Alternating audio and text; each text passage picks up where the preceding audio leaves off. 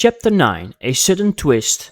4 days had passed since Arlena's knock on the door, the morning she had dragged Caelion into the world of magic. Now, with only a day left before the Antlerdawn Festival, dawn crept into the fishing village of Solus. Caelion stirred in his bed, his muscles still aching from long hours of training, both physical drills and the grueling mana control exercises that left his mind as tired as his body.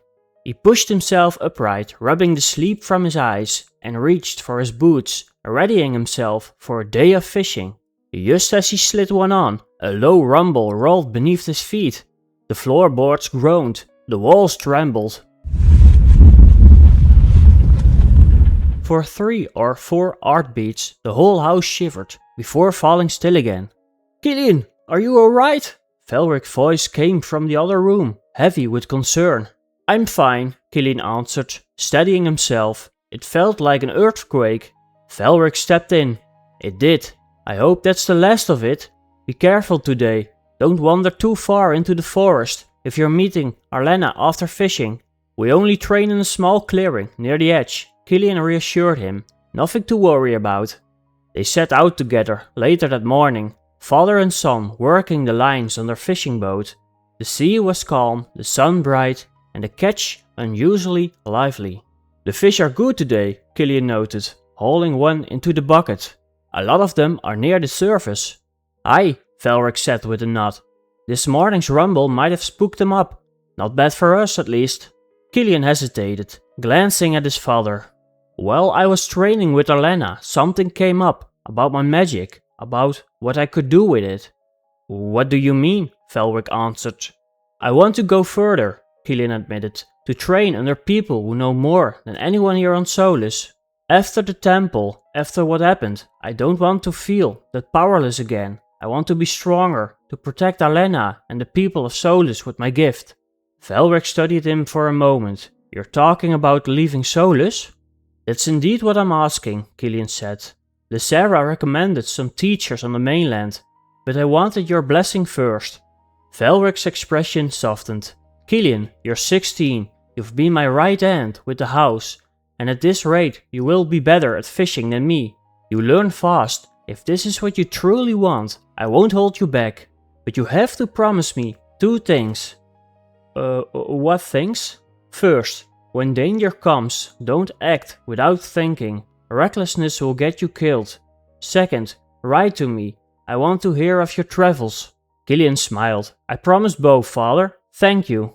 They turned their boat towards Solus, but as the shoreline came into view, something felt wrong.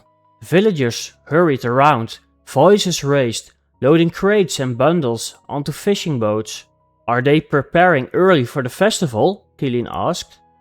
"No," Velric said, his eyes narrowing. "This is something else." Garvin, another fisherman, waved them down the moment they docked. "Velric, are you alright? What's going on? You haven't felt the tremors? They've been coming all day. They think the volcano might erupt." Velric blinked. "That volcano hasn't stirred in 1,000 years."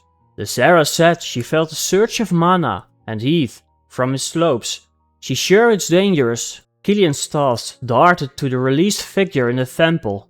"Vorin, could it be connected?" "Come on, Caelion," Velric said grimly. "Let's load some supplies on the boat, just in case. If nothing happens, we can all bring it back." As they worked, Garvin called over. "If it comes to it, can I send people to your boat? We might need every vessel to evacuate."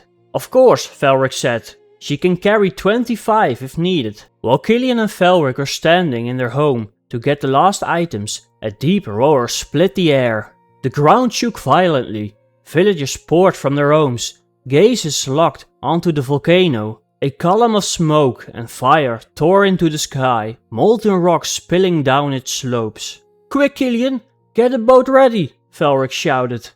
The sky rained burning stones, just a few but enough to send people ducking for cover. Velric grabbed an old shield from their boat to ward off any larger debris, while Caelion hurried to help panicked villagers aboard. Another tremor shook the ground. The river of lava gained speed, racing towards the village. "I hope Arlena and Syldarra are safe," Caelion said, scanning the shoreline. "They will probably be with Garvin," Velric replied, steering them towards open water. Garvin lives next to them. The boat pushed away from Solus, leaving behind the only home Caelion had ever known. The volcano fury lit the sky behind them, its molten glow chasing them into the sea and slowly devouring Solus. Where could they go to?